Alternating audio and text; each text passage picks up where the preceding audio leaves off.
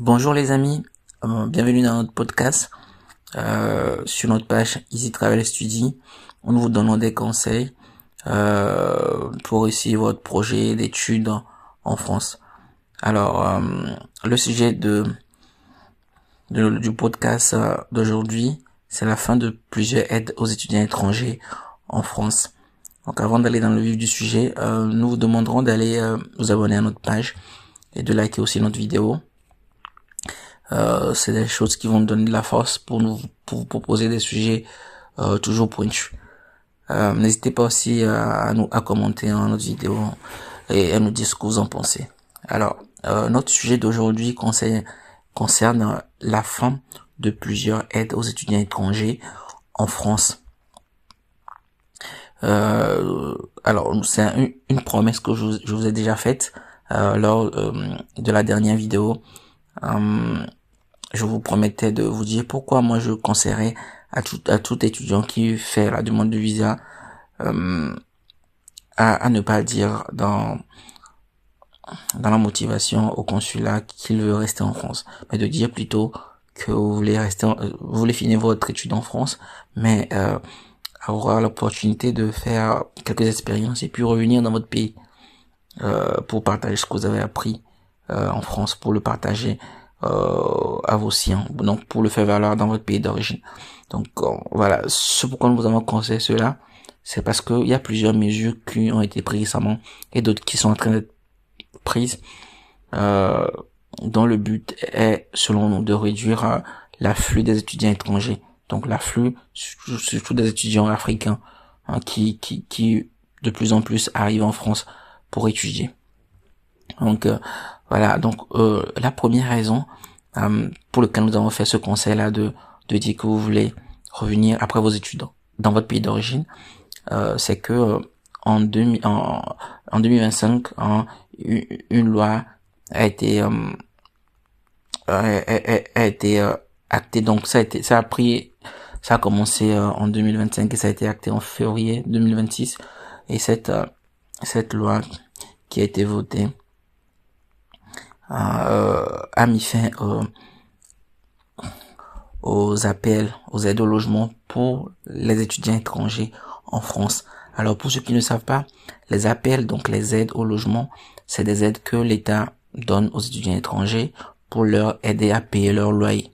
Donc les étudiants étrangers qui ont un logement en France reçoivent entre 150 et 200 euros d'aide pour payer leur loyer. Donc c'est vraiment quelque chose qui aide vraiment l'étudiant à pouvoir survivre en France. On sait très bien que les étudiants donc en France ont une heure limite de travail, donc entre 20 et 25 heures maximum de travail la semaine. Donc généralement n'ont pas la possibilité de travailler beaucoup et donc leurs revenus sont déjà réduits par cette heure limite de travail qui leur a été fixée. Donc gagnent très peu donc à cause de ça et donc l'appel qui leur sont accordés les aide vraiment, aide les étudiants à pouvoir payer leur loyer ou bien voilà. Donc la loi a été actée en février et ça va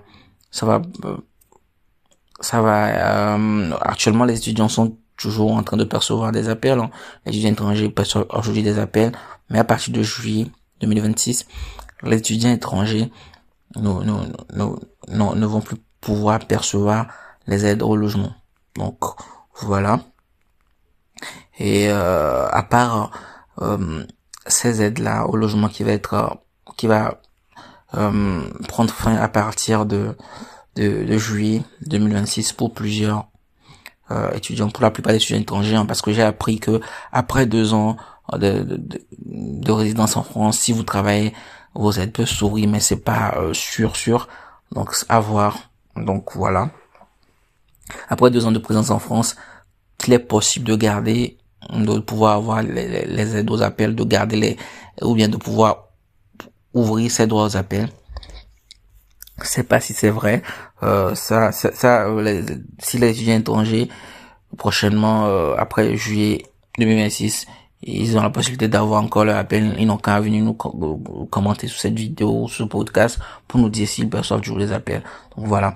Et donc à part cette suppression là des aides au logement, il y a aussi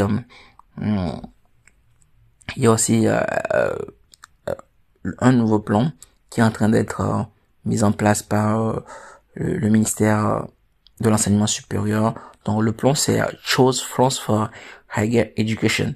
Donc voilà, choisir la France pour l'éducation supérieure. Donc l'idée, contrairement au plan Bienvenue en France, qui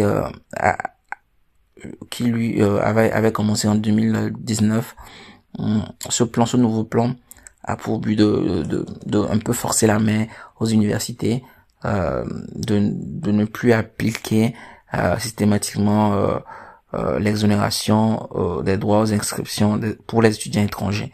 Donc concrètement, ce plan-là qui a été ce plan-là qui va être mis en place va obliger les universités au lieu de prendre auprès des étudiants étrangers pour une licence 178 euros,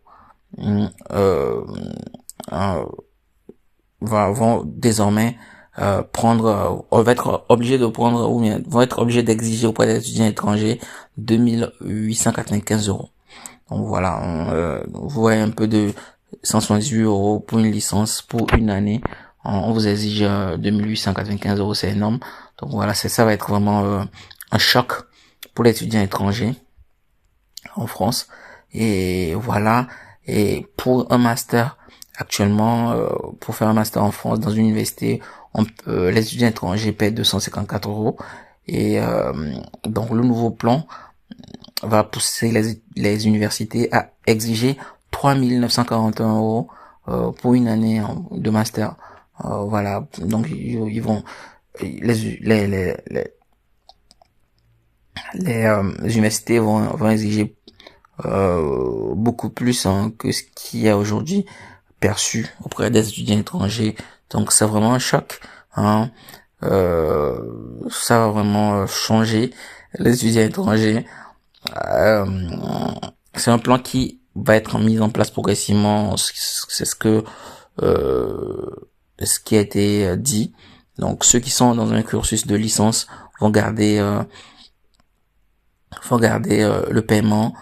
Si vous avez déjà commencé à payer 178 euros en licence, vous allez continuer à payer les 178 euros jusqu'à la fin de la licence. Mais une fois que vous allez vouloir commencer un master, vous allez être obligé de payer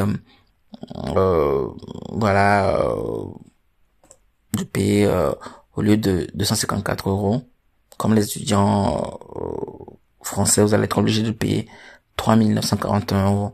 Donc voilà, ça va être vraiment de plus en plus difficile pour les étudiants étrangers. Donc à cause de tout ça, vu toutes ces mesures là qui sont en train d'être prises, nous pensons que la France n'est plus totalement ouverte à accueillir beaucoup d'étudiants étrangers aujourd'hui. Et si vous voulez maximiser votre chance pour arriver ici, expliquez bien dans votre lettre de motivation au consulat que vous voulez arriver en France, pouvoir faire vos études, finir vos études et avoir quelques expériences, puis retourner dans votre pays d'origine. Donc voilà ce que nous vous conseillons. Et en plus de ce conseil, nous vous conseillons aussi d'avoir de mobiliser les ressources avant de venir, parce que les prochains mois vont être pas faciles, les prochaines années universitaires vont être pas faciles pour les étudiants étrangers au vu de tous ces changements. Donc si vous pouvez avoir beaucoup plus de ressources avant d'arriver sur le territoire français, ça va être vraiment intéressant. Si vous avez le visa, c'est tout bon. Mais non, essayez d'avoir un peu de ressources pour les premiers mois, pour pouvoir survenir à vos besoins. On sait qu'aujourd'hui, trouver un job étudiant en France, ce n'est pas vraiment facile. Donc, ayez le minimum pour les 6 premiers mois, pour pouvoir payer un loyer si vous n'allez pas être hébergé, pour pouvoir manger aussi. C'est vrai qu'il y a des associations qui aident pour le manger, mais prévoyez quand même un minimum pour manger, prévoyez le paiement à taux plein de vos loyers, parce que voilà, vous n'allez plus avoir des appels à partir de l'année prochaine. Donc pour ceux qui vont arriver, ceux qui sont déjà, donc à partir de juillet 2026, il y a ces droits-là qu'on n'allait plus en bénéficier. Donc prévoyez quand même du financement pour ceux qui vont arriver en France. Prévoyez quand même assez de moyens pour les premiers mois, le temps de trouver un job étudiant stable. Voilà ce que nous vous conseillons. Et merci d'avoir suivi cette vidéo. Nous vous conseillons, oui, nous vous demandons une fois encore, de vous abonner à notre page et de commenter, et de dire ce que vous en pensez de tous ces plans là et toutes ces mesures là qui sont en train d'être prises en France pour réduire quand même l'afflux des étudiants étrangers, donc notamment les étudiants africains, de réduire cet afflux là réellement. Donc de dire ce que vous en pensez. Merci à vous et à très vite sur notre page pour de nouveaux podcasts. Au revoir.